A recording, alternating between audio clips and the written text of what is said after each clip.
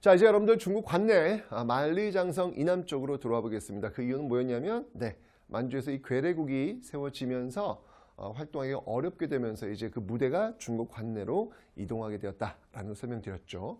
자, 이 중국 관내에서 우리가 잊지 말아야 될 조직이 있어요. 그건 뭐냐면 바로 1919년 3.1운동의 결과 출범했던 대한민국 임시정부, 연해주의 대한국민의회, 그리고 상하이의 임시정부, 그리고 서울의 한성정부를 합쳐가지고 이 상하이의 대한민국 임시정부가 수립되었다라고 말씀드렸잖아요. 그죠? 굉장히 좀 어려움이 있었지만 여전히 그 명맥을 이어가고 있습니다. 자, 한번 그 흐름을 다시 한번 복습을 한번 해보도록 하죠. 자, 대한민국 임시정부 김구가 지금 주도하고 있었는데요. 20년대에 위기가 있더라. 그러면서 그 위기를 극복하기 위해서 회의가 열렸다. 그 회의가 무엇이었다? 바로 국민대표회의였다. 1923년이었다. 그런데 여기서 이제 창조파와 개조파가 대립하면서 결론을 내지 못하고 더욱더 위축되어 갔다라고 설명드렸습니다. 그 모습으로 쭉 가다가 무언가 대한민국 임시정부가 살아있음을 알릴 필요가 있어서 만든 조직이 있습니다. 그 조직이 바로 한인애국단이었다라고 설명을 드렸습니다. 자, 이 한인애국단원 대표적인 인물이 있다면 바로 이봉창, 연봉길. 이봉창은 일본에서 이 천황에게 폭탄을 투척했던 인물이고요. 연봉길은 중국에서 바로 홍커공원에 폭탄을 투척했던 그런 인물. 특히 윤봉길 의거는 성공을 한단 말이에요. 이 윤봉길 의거가 성공을 하면서 중국 정부가 와우, 중국인 100만 대군이 못할 일을 조선인 한 명이 해냈다라고 하면서 이때부터 전폭적인 지원을 하게 되더라라고 제가 설명을 드렸습니다. 그죠? 중국 정부의 전폭적인 지원. 윤봉길 의거가 성공하면서 이게 이렇게 안 좋아집니다. 전폭적인 중국 정부의 지원이 있었더라. 이 결과 중국의 지원 있었다라고 설명을 드렸습니다. 그죠? 자, 이게 한인 애국단의 모습이에요. 그런데 더 이상 이렇게 이제 상하이에서 성공하다 보니까 더 이상 상하이에서 임시정부를 꾸릴 수가 없었죠. 그래서 이제 상하이 시대를 마무리하고 대장정의 길을 걸어서 어디로? 최종 정착지 충칭으로 들어가더라. 그게 1940년이었다. 8년 6,000km의 대장정이었다라고 제가 설명을 드렸습니다. 그죠? 자, 그러면서 그런 여정 속에서 이 대한민국 임시정부가 만든 조직이 하나 있어요.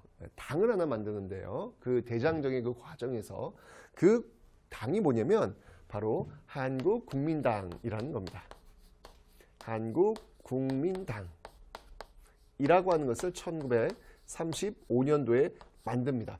사실 이 당시 35년도에 좀 굉장히 큰 이슈가 있었어요. 뭐냐면 이 중국 관내에 있었던 모든 세력들이 통합하려는 움직임이 있었어요. 그런데 이 대한민국 임시정부 계열, 특히 이 백범 김구 계열은 여기에 들어가질 않으면서 독자적인 당을 만들게 되는데 그 당이 바로 한국국민당이다라는 겁니다. 시험에 나올 확률 거의 없으니까 그냥 그렇게만 이해하세요. 그러다가 이제 대한민국 임시정부를 중심으로 여러 세력이 모입니다. 그게 1940년 충칭에 와서고요. 그래서 만들어진 당이 바로 이 한국독립당이다라는 거예요. 여러분들 한국독립당에 대해서는 이미 배웠습니다. 대한민국 임시정부를 하면서 충칭에 와서 정부 여당 한국독립당을 만들었다라고 제가 설명을 드렸습니다. 자, 그러면 여러분들 좀 하나 헷갈리실 게 있어요. 선생님, 한국독립당 이거 어디 들어봤는데요? 안 들어봤어요? 안 들어봤으면 되게 심각한 겁니다, 여러분들. 우리 방금 배웠는데 만주 지역에서 배웠잖아요. 만주 지역에서. 만주 한번 가볼까요? 여기 있잖아요, 여기. 여기잖아요. 한국독립당. 그죠? 그래서 1930년대 초반 있었던 한국독립당과 그리고 지금 1940년 충칭에서 만들어진 한국독립당은 이름은 똑같지만 별개의 조직이다 라는 것을 다시 한번 정리해 드리도록 하겠습니다. 자, 그리고 여러분들 이 40년도에 대한민국 임시정부 산하 부대라 할 수 있는 한국광복군이 또 만들어진다라고 설명드렸습니다. 제가 이 한국광복군에 대해서는 이미 설명을 드렸어요.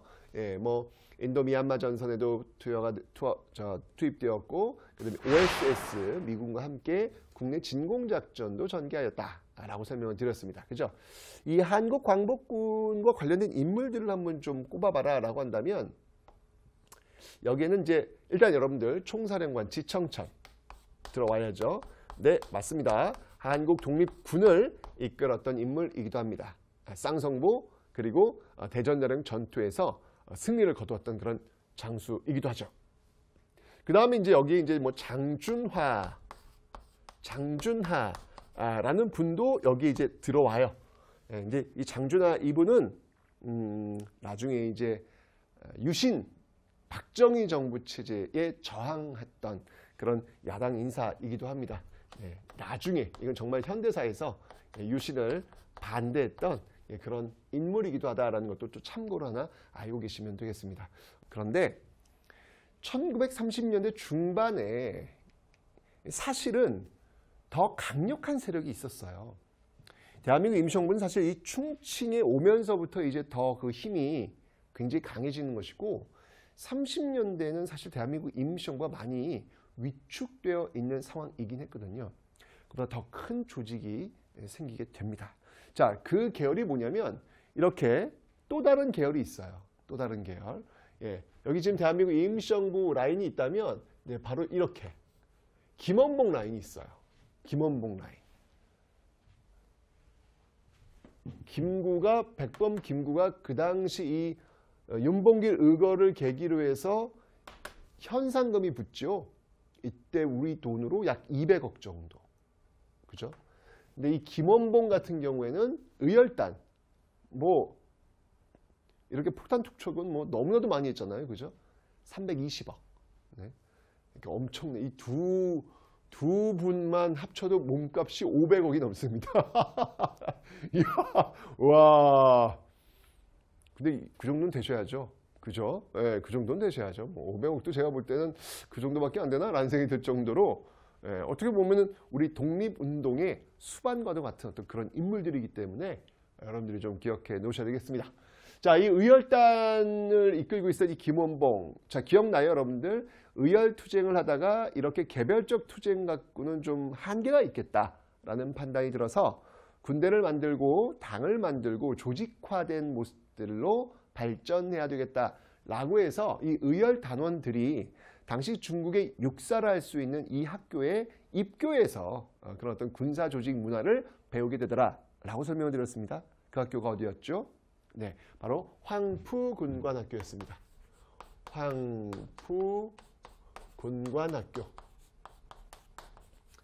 군관학교에 네, 입교하는 모습들도 있다라고 설명드렸습니다.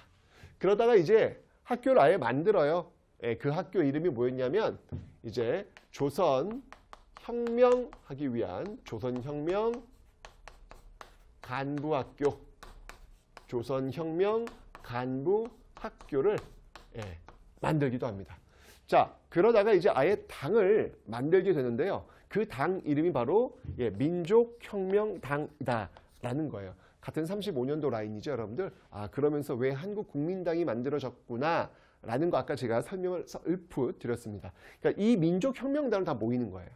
이 민족혁명당, 이 김원봉 라인으로 다 모이게 되는 그런 어떤 모습들이 지금 나타나고 있다라는 얘기죠. 이 민족혁명당으로 이 많은 세력들이 모이게 되는데 이게 또 너무 의열단 중심, 김원봉 중심의 그 세력으로 재편된 듯하다 보니까 또 많은 사람들이 또 빠져나가요. 그 빠져나간 사람들이 이후 백범 김구 라인 쪽으로 들어가게 되면서 40년도 대한민국 임시정부의 힘이 또 강해지는 그런 모습들을 갖게 된다라는 것이죠. 자, 어쨌건 간에 이 민족혁명당은요, 이후에 또 다른 세력들을 또 모아가지고 조선민족 전선연맹이라는 것을 구축합니다. 조선민족 전선연맹.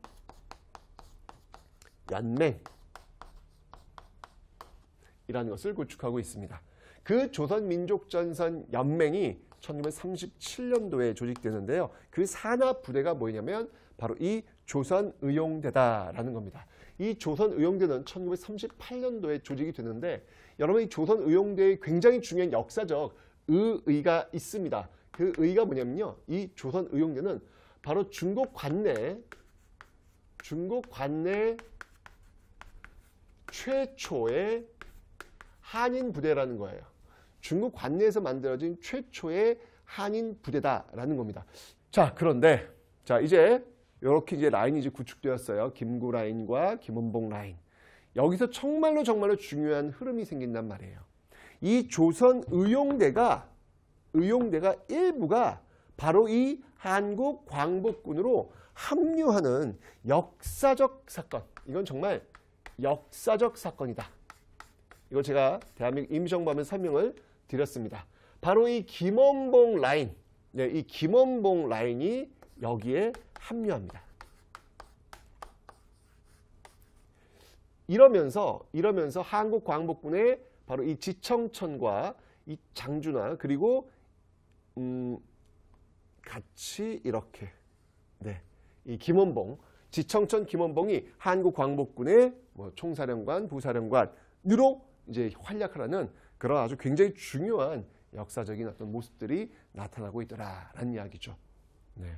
그렇잖아요. 여기 30년대 두 개의 축이 지금 하나로 합쳤다는 거 아닙니까? 그래서 굉장히 중요한 그런 어떤 만남. 그래서 시험에 정말로 잘 나옵니다. 1942년 이 김원봉이 한국 광복군에 합류했다는 사실 너무 중요한 거니까 꼭 기억해 놓으시면 되겠습니다. 그런데 사실 이제 이 대한민국 임시정부 이쪽 진영은 사실은 민족주의적 성향이 조금 강하죠. 물론 그런 것들을 탈피하기 위해서 김원봉도 합류하고 조수왕도 합류하고 뭐 이런 어떤 모습들이 있었지만 여전히 좀 민족주의적 성향이 좀 강하다. 그래서 여기에 반발하는 세력들이 여전히 있었어요. 특히 이제 사회주의 쪽을 지향하는 세력들, 이 대한민국 임시정부의 합류를 거부하는 그런 세력들도 있었습니다. 그래서 이 조선의용대 안에서도 대부분은 이 김원봉을 따라가지 않고요. 독자적으로 이 중국 당시 장제성부가 아닌 마오쩌둥 정부, 바로 지금의 이제 공산당이죠. 그쪽과 합류하려는 움직임이 있었어요. 그래서 다른 데로 이동을 합니다. 그 이동하는 과정 속에서 또 이 일본과 맞서 싸웠던 전투가 뭐였냐면 바로 호가장 전투.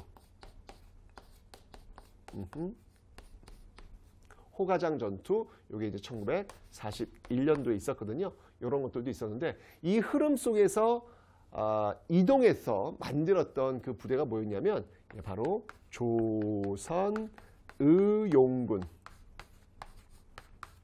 이건 이제 예난 지역. 예난하면 여러분은 중국 사회주의자들의 고향이다 라는 말을 들을 정도로 굉장히 중요한 지역이거든요. 이제 그쪽으로 이동해가지고 이제 사회주의 쪽이 합류한 것이죠. 이렇게 또 일부는 또 조선의용군으로 재편되는 그런 모습들이 있더라. 김원봉과 일부는 한국 광복군에 합류했고 일부는 이렇게 사회주의 쪽에 합류해서 조선의용군으로 재편되고 있는 모습들. 요게 이제 중국 관내에서 벌어지고 있는 모습들이었습니다. 이 중국 관내에서도 정말 활발하게 한중연합작전의 어떤 모습으로서 그 전투와 전쟁을 계속 이어가는 그런 자랑스러운 역사들을 지금 써내려가고 있습니다.